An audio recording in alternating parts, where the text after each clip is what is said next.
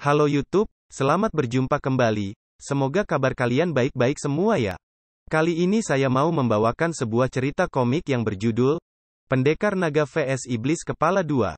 Sebelum mulai, kalian bisa komen dan subscribe ya, agar saya bisa lebih bersemangat membawakan cerita-cerita selanjutnya. Oke, ayo kita mulai. Dalam pegunungan es yang misterius ini, sembunyi satu jin jahat.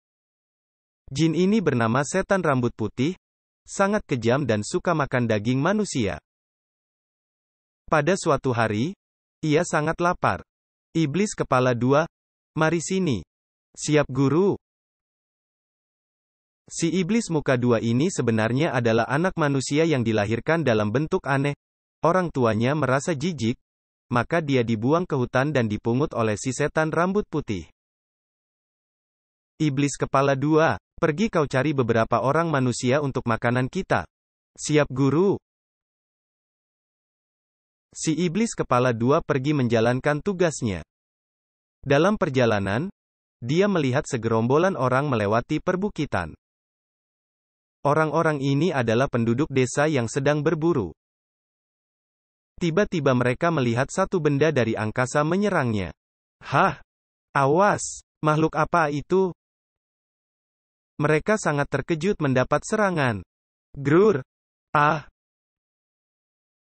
Awas! Makhluk ini nampaknya tidak bersahabat. Bunuh saja! Mereka segera mengurung si makhluk kepala dua itu. Tetapi, mampus iblis! Hehehe! Serangan mereka sia-sia karena si iblis kepala dua ternyata kebal senjata. Sebaliknya menyerang dengan hebat. Hea! Wah! Seorang diangkatnya tinggi-tinggi, dan dilemparkan jauh-jauh. Waduh celaka, ayo kita lari saja. Kaget melihat kejadian itu, yang lainnya segera lari tunggang langgang. Grur! Wah! Hehehe! Awas! Tapi si iblis kepala dua itu melejit ke darah kembali menyerang. Segera menangkap dua orang. Dan dibawa terbang tinggi-tinggi seterusnya kembali ke tempat si rambut putih. Tak lama kemudian. Guru! Aku pulang. Huahaha. Bagus, iblis kepala dua. Sungguh pandai kau. Dalam waktu singkat saja dua orang pemburu itu telah habis dilahapnya. Hari-hari berikutnya si rambut putih menyuruh lagi si iblis kepala dua mencari mangsa lagi. Dia terbang lagi menjalankan tugasnya. Ketika itu juga, di angkasa luas terlihat sesosok tubuh sedang melayang-layang. Dialah pendekar sakti yang bernama si naga dan kebetulan lewat daerah ini. Tiba-tiba dia melihat sesuatu. Hei, aneh. Ada manusia terbang dan seperti berkepala dua. Ternyata betul si iblis kepala dua sedang mencari mangsa di daerah sekitarnya. Nada-nadanya makhluk ini bukan makhluk baik-baik. Akan kuikuti kemana perginya? Tiba-tiba si iblis kepala dua melihat dua gadis sedang berjalan-jalan. Ternyata salah seorang gadis itu adalah putri kepala desa Turkana dan seorang lagi adalah pelayannya. Si iblis kepala dua sesegera menukik hendak menubruk mangsanya. Celaka, makhluk kepala dua datang tuan putri. Hayo kita segera lari. Tetapi si iblis kepala dua segera memburunya. Ketika hampir tercapai tujuannya, tiba-tiba pukulan geledek menghalangi maksudnya. Bek! Ternyata pukulan geledek datang dari si naga, dan segera memburu si iblis kepala dua. Hea! Satu tusukan pedang menyambar si iblis kepala dua. Lari kemana kau? Bangsat? Hai siapa kau? Turut campur urusanku? Kau ini manusia bukan? Binatang pun bukan? Hari ini terimalah hajaranku. Sombong! Si iblis kepala dua pun mengadakan serangan balasan. Maka terjadilah duel dahsyat di angkasa. Tiba-tiba si naga melejit ke atas. Kemudian dia menukik tajam. Sinar putih berkelebat. Si iblis kepala dua terluka di bagian pundaknya.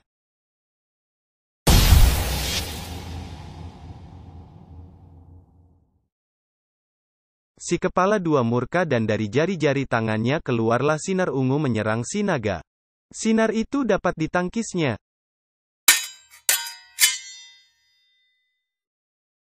Serangan berikutnya. Api ganas keluar dari mulut si iblis kepala dua. Tetapi si naga pun bukan kesatria yang lemah. Dengan cepat ia melemparkan pedang wasiatnya ke arah si iblis kepala dua. Nih, rasakan pedangku. Si kepala dua terkejut. Ia berusaha menangkis dengan mengeluarkan sinar kuning dari tangannya. Tetapi sinar kuning tak mampu menangkis serangan pedang si naga. Akibatnya, salah satu kepala si iblis terbabat putus.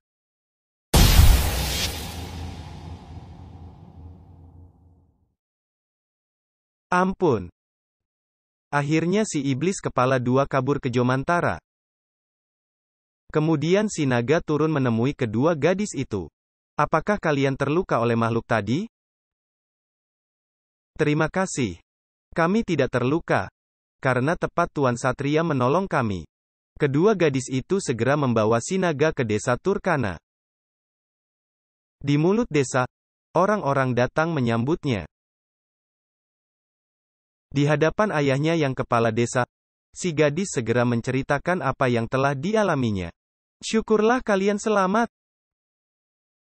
Kesatria budiman, rakyatku banyak yang sudah jadi korban makhluk-makhluk itu.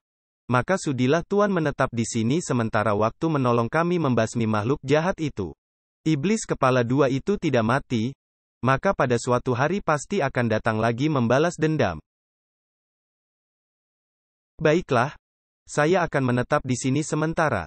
Oh, sungguh bijaksana. Dalam beberapa hari selanjutnya si iblis kepala tak muncul-muncul. Rakyat Turkana yang dipimpin si naga selalu siap siaga. Tapi pada suatu hari, tolong, apa itu? Untuk episode berikutnya, dendam si rambut putih tidak tersedia, dikarenakan sulit mencari kelanjutannya. Terima kasih. Klik like bila suka, dislike bila tidak suka, dan subscribe, untuk menambah semangat saya menceritakan kisah-kisah lainnya.